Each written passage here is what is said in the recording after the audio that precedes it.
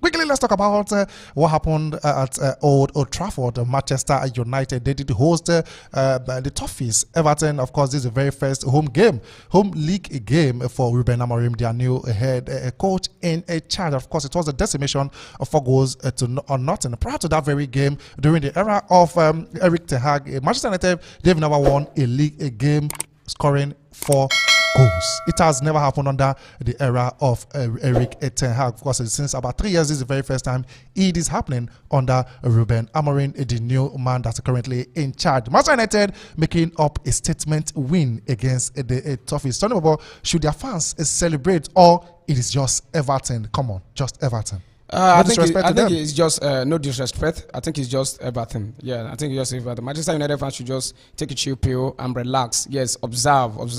See like 10 to 15 games. In fact, use the whole season to view the new manager, Ruben Amorim. No, don't judge one-sided. I know somebody will say, okay, he has not lost any games. He's played like 2 to 3 games now. He has not 3 games. He has not lost anyone. Draw and 2 wins and all that. So you just take a chill pill, relax, and observe very well before you just jump into a conclusion that Manchester United are back and all that. No, so I don't see them there already. This is just Everton, who are not playing beautiful football. Remember their last game before this game against Brentford. Brentford had a red card in the first half, and Everton were not able to use that. And they were playing at Goodison Park. They were not able to use that advantage to win the game. So coming to Old Trafford, what do you expect? So I think it's just Everton thing. Do you have a contrary opinion to what anyone is saying? It's just Everton or United are beginning to become a resurgent Manchester United side? No, in terms of, we expect definitely for them to be better, because even the players want to prove themselves.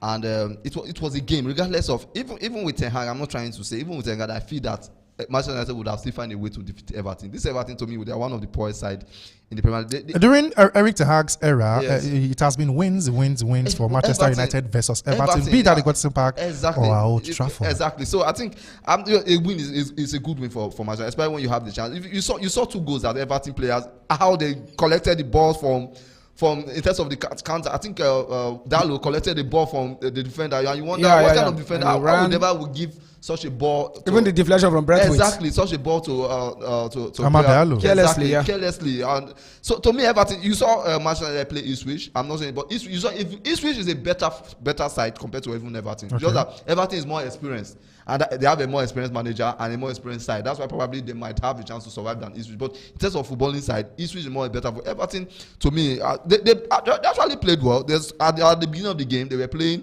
the midfield. I was like, oh, this Everton would be. But in terms of general play, the first goal was important. When Manchester United got the first goal, and in terms of counter, definitely Manchester United caught them on counter on several occasions.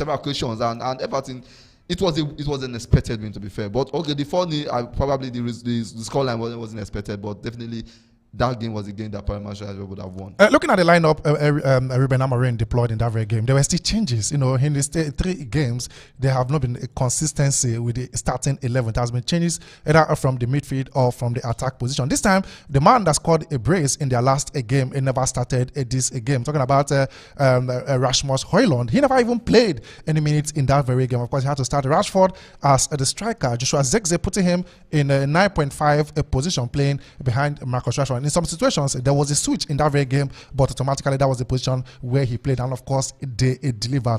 Are players trying to impress the manager to actually get a starting place, or they are ready to play for Ruben Amorim? Kanute? Of course, they have to. They don't have a choice. They have to play for not just. You think they don't have a choice? They have to play for the manager, and they have to play for the club. They want to regain their place. Players that weren't given enough chance under Erik ten Hag want to play more games. So I think he's trying to get his best side. It won't be easy for him to get his best side. About transfer window coming, he wants to get the players available. He wants to get the best side suited for some certain games. Timeliness for him that he hasn't. The biggest test probably will come. There are more tests coming on. No doubt. Yeah, this Everton, Ipswich, and Bodo Glimt. Those are. I'm not no disrespect to these things, but that is a good start. That is, you expect to giving those first 3 games are your first 3 games. Definitely, you want to. It's a game that you want rather than playing better sides, more quality sides. So definitely for the players, they have to prove. I think I've seen a couple of players that are buying to what he's doing, the likes of Ahmad, Mazraoui definitely as a defensive, the back three, the right of the back three. Those players are actually buying to what he's doing. And other players have to buy to what he's doing. If you don't buy to what he's doing, then it will show you the exit door. All right, looking at the midfield, of course, let's focus on the midfield. You have Kobe Minu alongside Casemiro. Manuel Ugarte went back to the bench. In your opinion, who do you think should be a proper starter from the proper two that should be starting games for Manchester United? Is it Kobe Minu, his performance during the weekend? Were you impressed with him? Casemiro, Manuel Ugarte, who should be the midfield two moving forward, in your opinion, for Manchester United? Although the manager has a decision to make, but I want to hear your own opinion. Can you say? Okay, in that position with the system he plays, the best two. Yeah, exactly. He wouldn't want to play two defensive minded players, because in that position you need somebody that either moves with the ball or somebody that gives the passes. That's why you see him bringing Fernandes back to that position. Their Europa League game, he brought him back to that position, because you need somebody that either moves with the ball or can. If you play two defensive midfielders, Casemiro and Ugarte, they will lack creativity in the middle of the park. So I think there was the essence of the two men up front ahead of them. Yeah, that's the system. The two men up front ahead of them as the system. They are there to provide the support. Yeah, to give the support on the flank. The flank and come in when they have to come in. So, but these two midfielders, they are very important in the squad. Rather, keeping possession and also defending. So, I think probably it will be one of either. You cannot start what's his name? Fernandes and Manu in the same game. It won't work out. You cannot start Ugarte and Casemiro in the same game. It won't work out in certain games. Maybe he wants to play more defensive, then start those two. But if he games that he wants more creativity, then it's one of either two. One of either Casemiro, Ugarte or Menu and Fernandes. Depends on the situation. With what Casemiro played, do you think he still has a future at Manchester United, Sonny Webo? With what he played yesterday, like I said, what he's been playing so far, and I think let me not go to Ten Hag right now. And this is a new manager. I think he started the 2 games so far. He did well for me. The game against Everton, he did well in that game. But I think I won't judge with Everton, because for me, I feel Everton are not there.